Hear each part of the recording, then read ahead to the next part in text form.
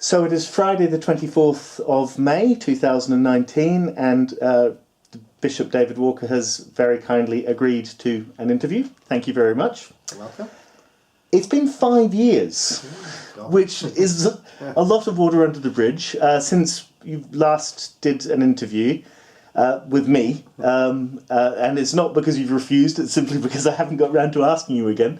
So I'd like you first to reflect on what's happened with climate change since 2014. Obviously, we've had the Paris Agreement and Donald Trump pulling out of the Paris Agreement, and more recently we've had the 1.5 degree report and Greta Thunberg. Could you just sort of reflect on the amount of progress that has been made at a societal level and whether you think that's enough, and then secondly, at the level of the Church of England? Thanks. I think certainly at a societal level, the change of these last 5 years has been very significant. I think the Paris Agreement has proved to be a watershed. Nowadays, everybody can refer back to that. We don't need to go back and rehash those arguments. By and large, we accept the Paris position, and it's a case of, well, so how do we get there? How do we get to stay within 2 degrees, or even better, stay within 1.5 degrees? And I think that has shaped the narrative, certainly outside of some of the more conservative circles in the United States of America. But even there, I think what's interesting, and certainly from the work I do with shareholder and investor groups and with companies, in a sense, if you're an American motor manufacturer, it matters less what the President of the United States says. It matters rather more about the markets that you're going to be selling those vehicles that you're going to be manufacturing into. And so I don't see any of the major players in the USA who are able to take a purely kind of American aspect of things. They have to think about how they're going to trade and work in a global environment, and therefore to be part of the solution, not part of the problem. And we're seeing that in the changes that are being made in some American companies, particularly those that have a large international focus. So I think there's been quite a lot of change, and yes, to emphasise at that level of companies who are parts of industries that have a big carbon footprint begin to think about how they can get that down over these next few years. And that's something that wasn't the case even 5 years ago. In terms of how people are living in their own lives, we've seen the huge growth in the kind of veganuary, or whatever it is, people going vegan for the month of January. People begin to think about what they eat, and a few years ago that was almost, people would have felt insulted or inappropriately challenged if you said, well, what about the stuff you're eating? Not just the wattage in the light bulbs in your living. What about the stuff you're eating? How does that impact on climate change? And I think that has moved into being part of the agenda nowadays. And we've certainly seen here in Greater Manchester post-devolution, we've seen a very strong lead from the Mayor on environmental issues. Well, I was at a meeting earlier today where we're made very, very clear that we have to get this to be a zero carbon city by 2038. And even there's the change of language. We're no longer talking low carbon, we're talking zero carbon. This has to be something we get our net carbon down to zero within actually quite a short timescale in terms of the societal changes that we're going to have to make. And I see that leadership coming from the top of all our various civil society structures now in the Greater Manchester area, and that wasn't there 5 years ago. In terms of the church, what's changed about the church? Again, many churches now who are signing up to the Eco Church Initiative, dioceses like my own that are on the pathway to become an eco diocese. That requires us both to make practical changes to the way we do things, but also to be teaching and advocating, forming partnerships with other organisations outside of the church to work on climate change matters. Again, that was there 5 years ago, but it's moved up to a whole new level. It's become mainstream. It's not something that a few churches on the edge do now. It's become something that a very large number of churches, particularly in my own denomination I can speak about, aspire to. They want to be eco-churches. They want to be part of an eco-diocese. And the bronze and the silver and the gold standards that they're required to be assessed by for that are quite demanding. They don't just allow you to change a few light bulbs and tick a few boxes. They're much more demanding in terms of how people are engaging with those issues. But it is something that there's a lot of energy around in the churches, and that, I think that has moved on significantly over these last few years. That coming in from the edges as a fringe activity for just a few churches who had a particular passion to becoming part of the mainstream life of every church. And so my next question will be, well, how does that process of societal change, of mainstreaming, get accelerated? Because obviously we're still not doing enough. We're not doing enough, and I think that's important. How do you accelerate that? I think people don't like to feel harangued. They don't like to feel they're being told off. So it's about getting it that people want to do this. People will put the energy into the things that they really want to do. Some of that's about an increased awareness that that we want a planet that's here for our descendants, for our children, for our grandchildren, and beyond them. And that's certainly something that older people in our church congregations, I think, increasingly get as they look at their grandkids and they think, well, the world has been fine for me, but will it be fine for these as they're growing up, as they're coming into adult life? Will they have a climate that sustains them and sustains people across the earth? I think we do need people do see things parochially, but increasingly. One big change, if I just think of my trips to Africa over the years, even as recently as 2000, once you got outside of a major capital city, you had no mobile phone coverage, you had pretty well nothing in terms of internet access. Now I can get a better Wi-Fi signal in the remote north of Namibia than I can get in parts of Manchester. And people are able to see each other. Schools in Manchester can link to schools in other parts of the world where they can see the impact that climate change is having, and that brings it home. If it's all about people a long way away who we have no personal connection with, then it's hard to get that energy, that passion into it that there needs to be. But actually when this is about the people that we talk to over Skype, the people that we see their classroom, we see their fields where the rain has not fallen when it should have fallen. We see their drought, their conditions, and they're named people who are known to us because we're talking with them on a regular basis. I think that brings it home to us much more powerfully. Today I was talking with two people, one who works or lives in Uganda and another who spends a lot of her time supporting communities in the Gambia, so either side of Africa. And yes, the impacts are really here, which is maybe difficult for people in Manchester who, if they've got the money, the supermarket shelves are still bulging. So I suppose it is a difficult thing not to harangue people, but also to impress upon them that elsewhere in the world, climate change is not an abstraction. Absolutely. I mean, for me, an eye-opening moment was at the 2008 Lambeth Conference of bishops from around the world, and sitting in a small group studying the Bible with a bishop for a group of islands who could say, well, if the sea level rises at the currently predicted rate, my entire diocese will disappear beneath the waves by the middle of the 21st century. And to see people in those places where it's already having that impact, I think is crucial. Otherwise, as you say, it does remain an abstraction. It is something that we read about in books or occasionally see about on the television, but it doesn't really affect anybody that we know. And until we can make those human connections, we're going to struggle to really have the passion for this that we need.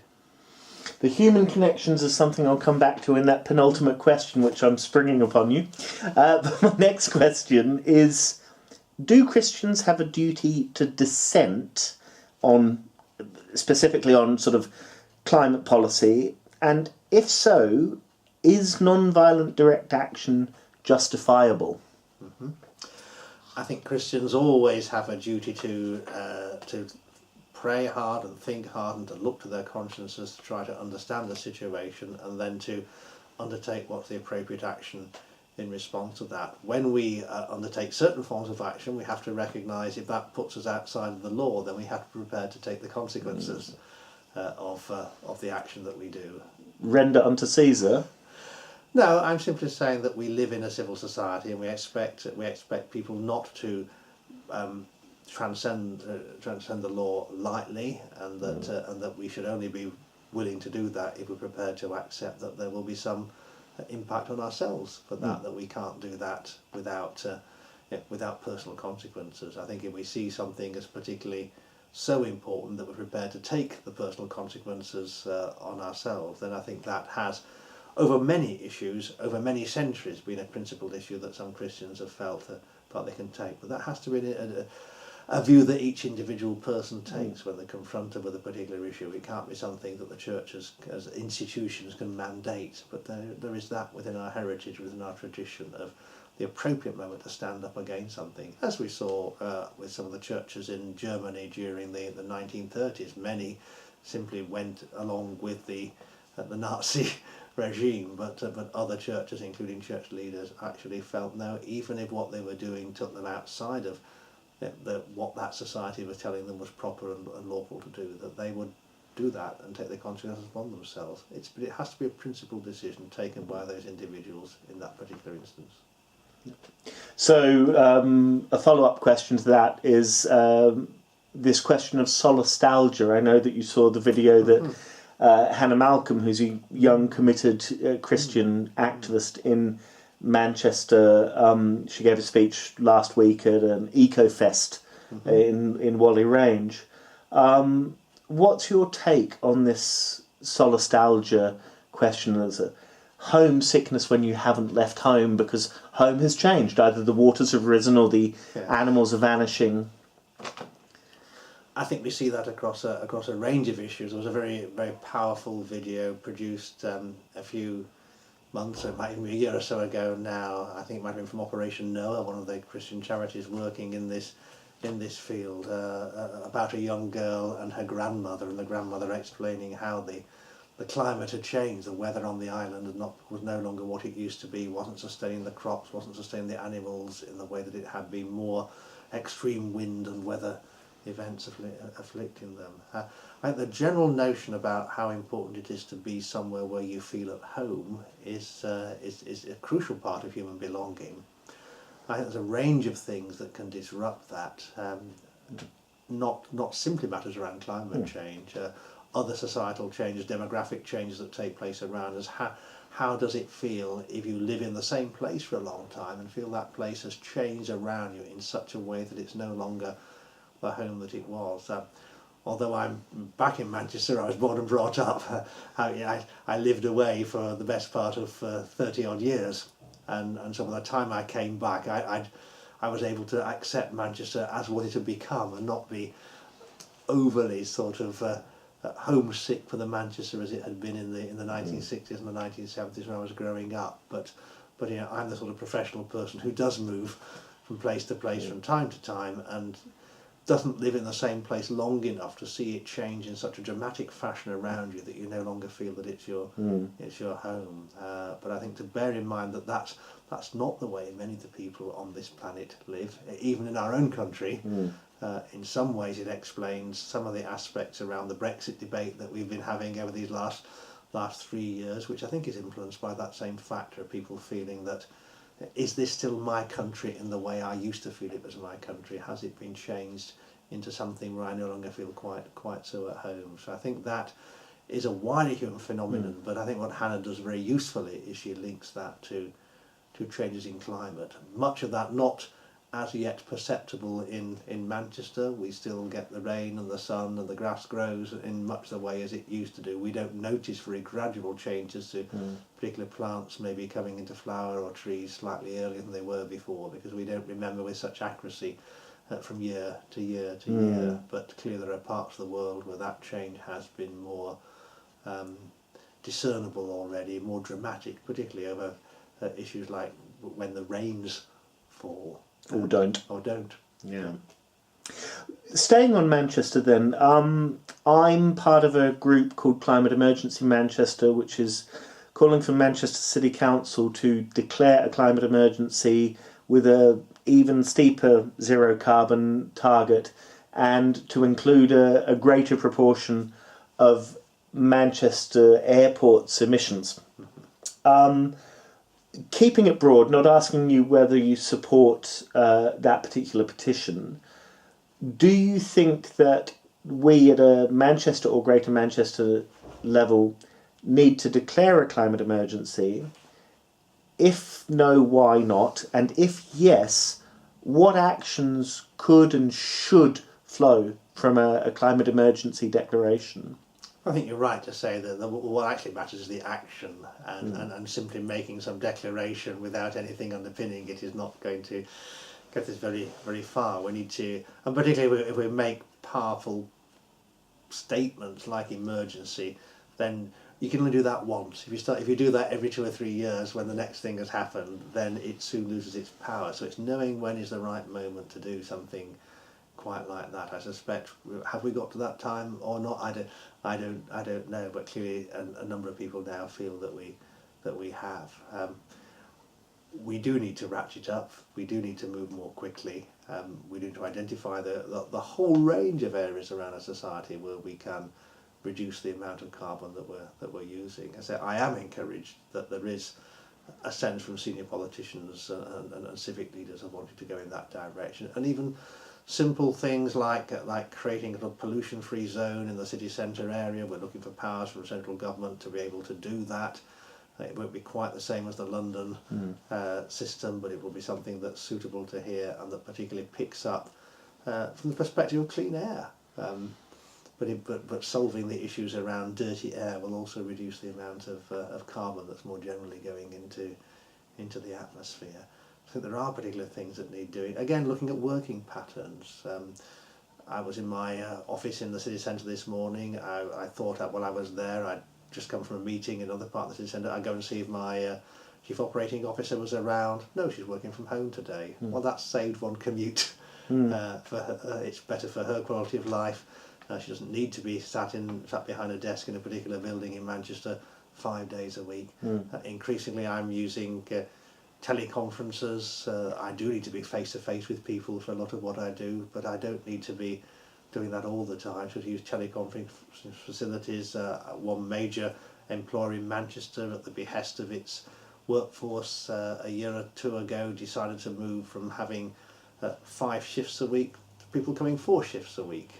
Working longer shifts, but same total number of hours, but actually only having to do that commute 4 days a week rather than 5 days a week. And those are all kind of things around transportation, moving to greener buses, getting some of the more polluting lorries off our streets. Those are all kind of Manchester things that we can do that will make a significant difference. And I do see people being more motivated to want to make those changes because they tend to improve their own life quality as well as reducing their carbon footprint.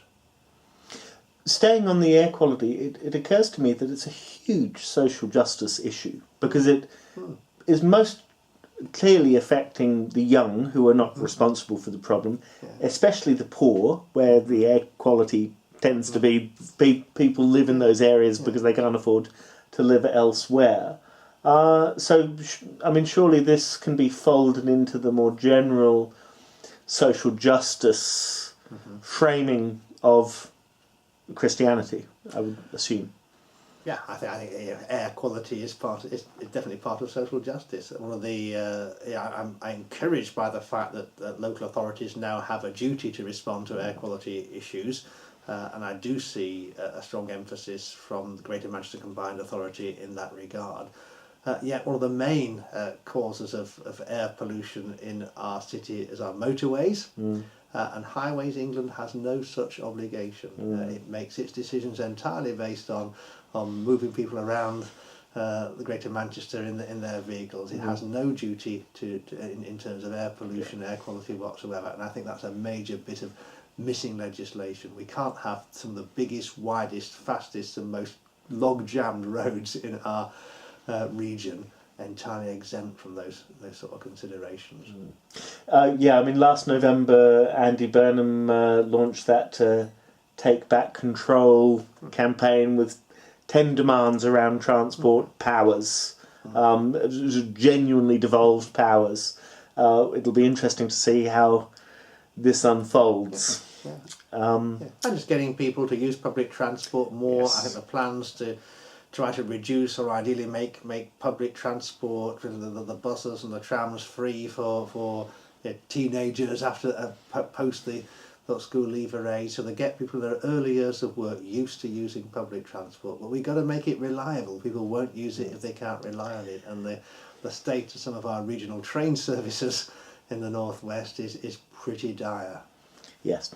Andy Burnham was talking at the Climate Strike a couple of hours ago, and I may not have heard him correctly, but I think there was some kind of pledge or aspiration around free public transport for people of a certain age. We'll see what happens there.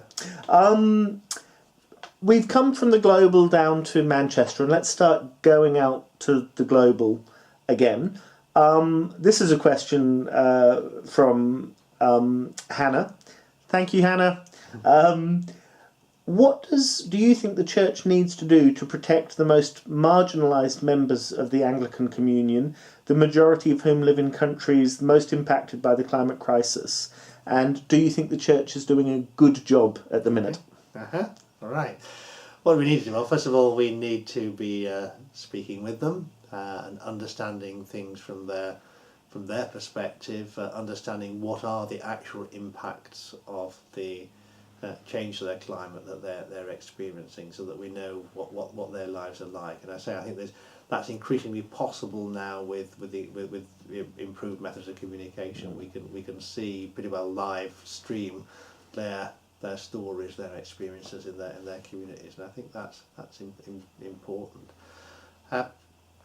We can ensure that particularly where large companies from the located in the global north are engaged in major pieces of industrial work in those countries, again, that they are adhering to the best possible standards. One of the problems that we have, and it's been shown even just in the last few days with the CFC gases in China, is poorly regulated regimes. And quite a bit of the work that I do nationally now is looking at how do you leverage good practice in poorly regulated regimes, and it's, the places where the rainforests are being chopped down, because actually that's in the interests of the ruling clique in a particular country to get the money from that, send it to their Swiss bank accounts, and then they're all right. So making sure that we're really firm on the way in which the corporate world that engages hugely with the global south, developing countries, that adheres to the highest possible standards, even if those standards are well above, well, especially those standards are well above the standards that are imposed by the particular governing regime in those particular nations. So I think that's a really important thing, a piece of work that we can do. Great. Your Franciscan commitments, and explain that to viewers at home, and commitment to interfaith dialogue, how do you think those will shape your involvement in future climate discussions? Yes, I mean, for most of my adult life,